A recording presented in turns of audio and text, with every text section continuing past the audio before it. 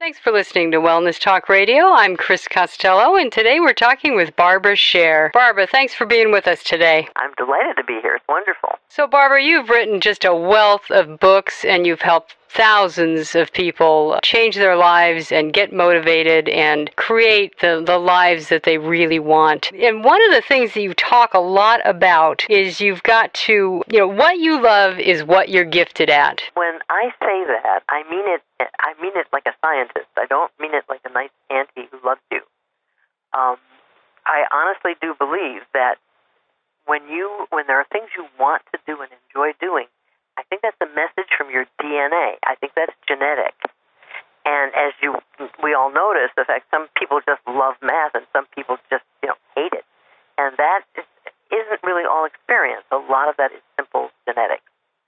And I believe it with all my heart. And the thing is that I don't think any test can really tell you what you're gifted at. You may be good at a lot of things, but many of us haven't done what we're gifted at. We don't even know what it is. So basically, I use the love part to help you track down, get into, find out what it is, what nature is telling you. See, nature, when it wants you to do something, it makes that thing pleasant.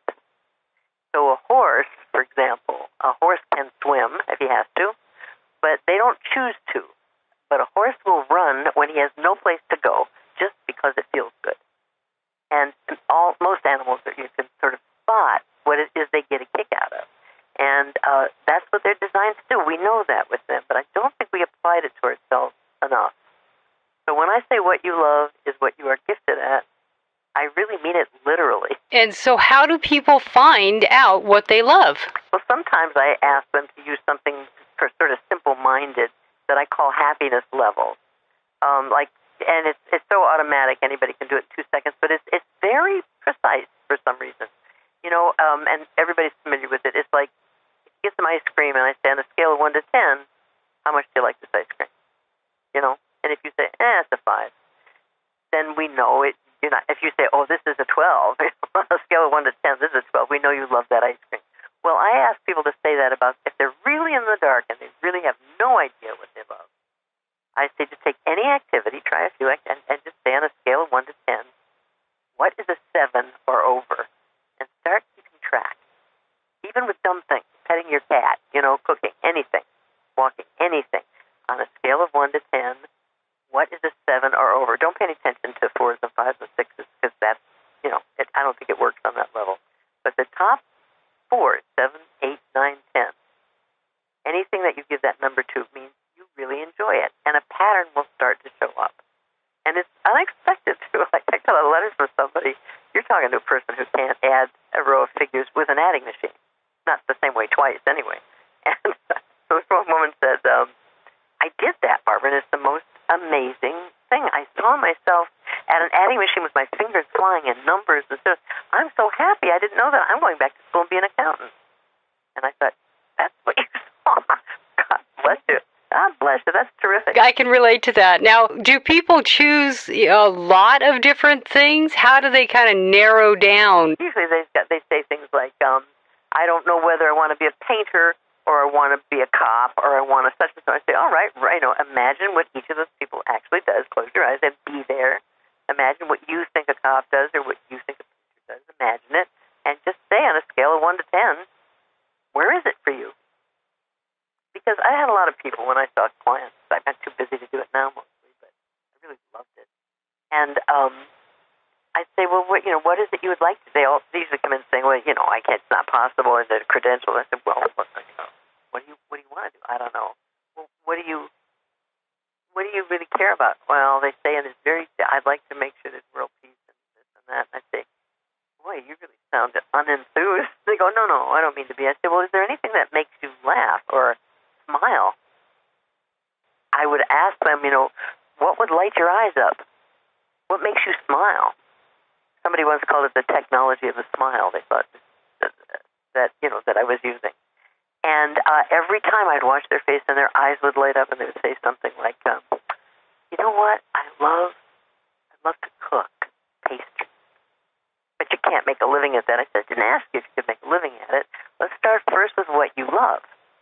and then they'd light up again. I mean, you could see on their faces what it was. You could see on their faces what they thought it should be. There was no light in their eyes, and you could see on their faces what they really loved, because their eyes would light up. And it was just pretty simple. So once I figured out, what I would do then is say, okay, I would come up with what I call a self-correcting scenario. I'd figure out everything they loved, and then I would come up with this story. I'd say, okay, so you're traveling around the country in a van, and you're stopping at state fairs, and you're cooking up this new thing, and you've inherited a lot of money. Don't worry about that right now. And I draw it up, and I say, now tell me what you liked about that first, and then tell me what's wrong with it. And they would say, I love traveling, but I wouldn't have my friends there, and I don't like state fairs, really. I like, dinners more. And they would give me, I'd say, okay, here's the next one. Let me correct it. And I would come up with another story, and I'd say, what do you like most about it, and what's wrong with it? And they would tell me until I said, until we got the exact thing they wanted. And I said, you think if you had that it would make you happy? They go, well, yeah. I said, anything missing? Because pretend I have a magic wand here, I'm going to go poof, and you got to stick with it. Anything missing? Oh, okay. And they'd add whatever. I say, you got it right now? And I'd say, yeah. And I go, poof. Okay, now, what's the obstacle?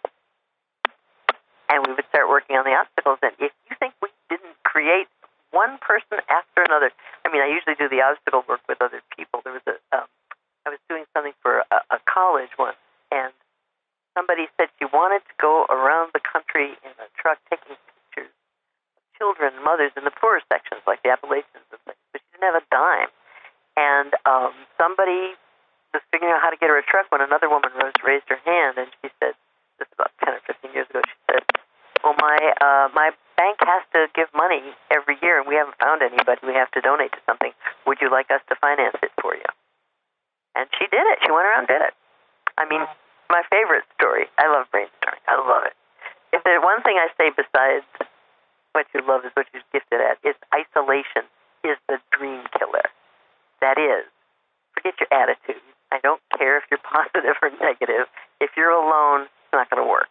So basically, a lot of people say it's your attitude if you're positive. If you believe, I don't believe any of that. It doesn't work for me. If it works for somebody, that's great. But, I can't talk myself into believing things I don't believe. But I do know this. If you state what you want as a wish, and you state the problem as an obstacle, and you do it to a group of people, either in person, on the phone.